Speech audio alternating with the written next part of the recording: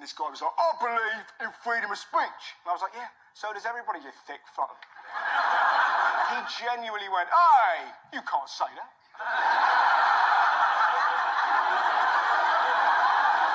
Freedom of speech means anyone can say what they want, which means anyone can say what they want about what you said. Freedom of speech doesn't mean freedom from consequence. I mean, you're well within your rights to shout out someone else's name when you're making love to your girlfriend. But if you don't think at the very least there's going to be a discussion... This has got to be one of the most important videos I've ever made. And the only thing is, I'd already made it. It was silenced. I can't actually say what the most important video is all about, or my thoughts and feelings on it. So how can this be the most important video I've ever made? Well, it's a cautionary tale. Something for you to think about. Will it be banned? Will I get my next cross? You know? Will it be, again, another reason of freedom of speech? Here I am, just a man in a house. I've got no sway over governments. I've got no sway over, I'm not an expert. I'm just a man asking questions, listening to experts out there. You know, wondering, is it all planned? Is it all connected to the idea of diminishing basically the population?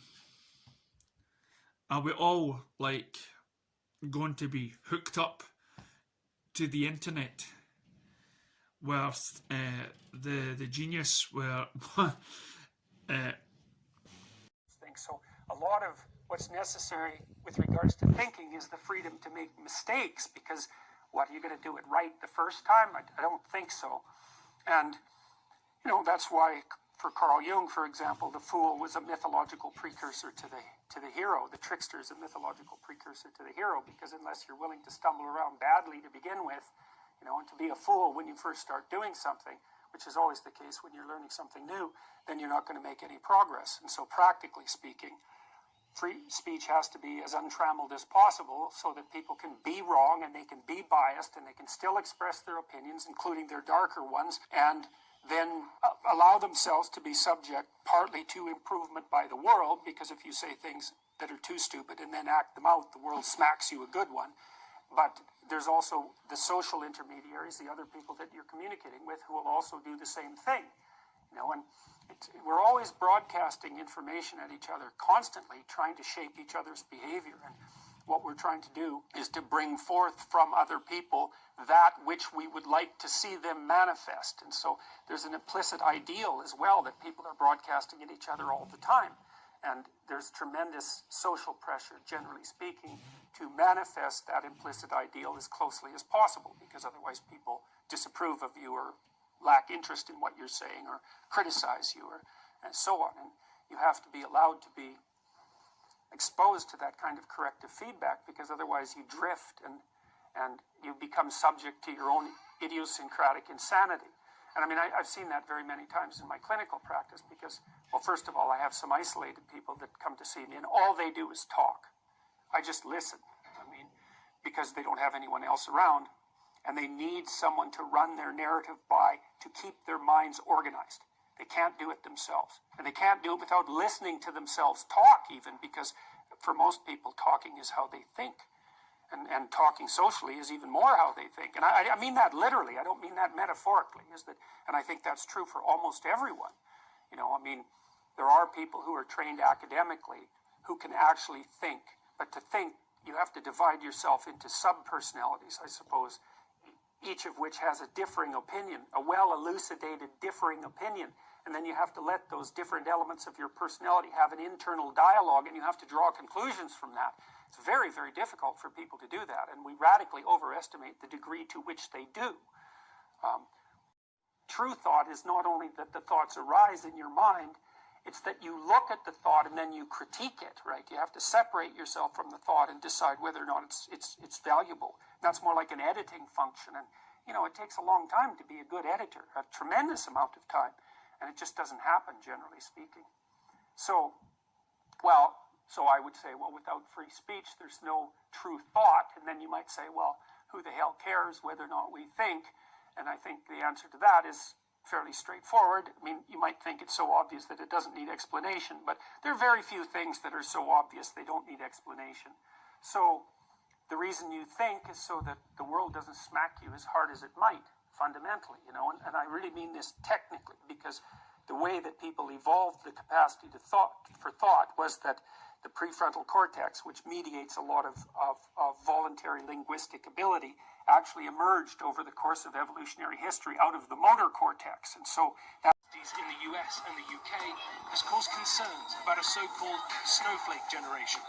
Young people who supposedly can't engage with opinions different from their own.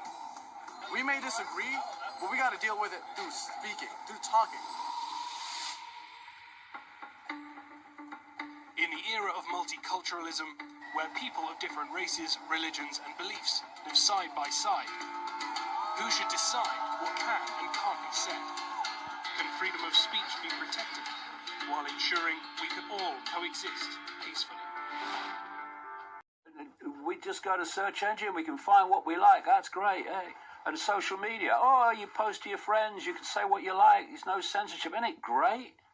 And then it builds, and then it builds, and then it builds. And now you've reached a point now with Facebook where it claims 2.2 billion active users in a global population of 7.5 billion. You have this 90% monopoly on search engines, searches of Google. You have YouTube, which has got basically a monopoly on the posting of internet videos, which is owned by Google. And once this monopolistic situation was reached, then they started saying, okay, now we've got this much control, we're going to start deciding what you see and what you don't see. It's fishing line out. Oh, it ain't great. Yeah, right. Say what you like. You know, no censorship. Ooh, gotcha. And so we now have Facebook that is systematically censoring information outside of the official narrative. We have this situation with Facebook and Twitter now, which is known as ghost banning, which they do to me. Zuckerberg admits Facebook does have tools to track its users across the internet, across platforms, across accounts, all without user knowledge. I ask how many times this tool has been used domestically against Americans. Zuck won't say, wrote Senator Josh Hawley on Twitter, and then attached a screenshot of the internal tool.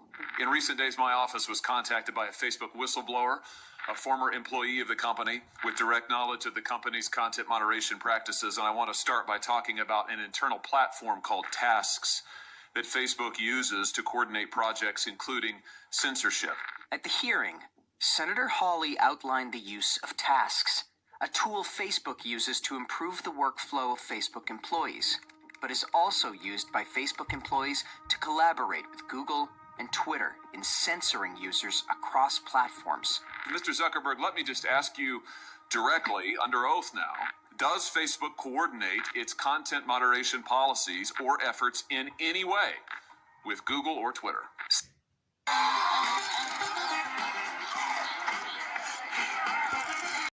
To follow up, once I've had a chance to discuss with my team what any sensitivity around that would be, that might prevent the kind of sharing that you're talking about. But once I've done that, I would be happy to follow up. All right, so you won't commit to do it here. We could, of course, subpoena this information, but I'd much rather get it from you voluntarily. But I think let everybody take note that Mr. Zuckerberg has now repeatedly refused to provide information that he knows that he has and has now acknowledged that he has, that Tasks has under oath. And a second tool called Centra that Facebook uses to track users even when they think they are anonymous. The discovery of Centra was apparently uncovered by a whistleblower. While the initial questioning about Centra was focused on how that tool could potentially have been used to sway voters in the presidential election between Donald Trump and Joe Biden, the assumed uses of Centra are still concerning to many users. Mr. Zuckerberg, tell me about Centra. What is the Facebook internal tool called Centra? Senator, I'm not aware of any tool with that name. Well, Matt, let me see if this refreshes your memory. There's a demonstrative now over my shoulder. Centra is a tool that Facebook uses to track its users, not just on Facebook, but across the entire internet. Centra tracks different profiles that a user visits, their message recipients, their linked accounts, the pages they visit around the web that have Facebook buttons. Centra also uses behavioral data to monitor users' accounts, even if those accounts are registered under a different name. The dashboard shows a litany of data points Facebook has on individual users, and importantly, it highlights how users cannot easily escape the company's tracking, even if they wanted to. And you can see a shot here, screenshot provided to us of the Centra platform. We blocked out the user's name in the interest of privacy, although you can see this individual's birth date and age, when they first started using Facebook, their last login, as well as all manner of trackings. How many different devices have they used to access Facebook? How many different accounts are associated with their name? What accounts have they visited? What photos have they tagged? And on and on and on. One such label visible in the dashboard, 3 device-linked IG accounts, shows that Facebook can log the same user's activity on a device, even if they switch accounts by using the device's unique hardware identifiers, like a smartphone's fixed IMEI number. Basically, you don't need to be logged into a particular account for the company to know it's you.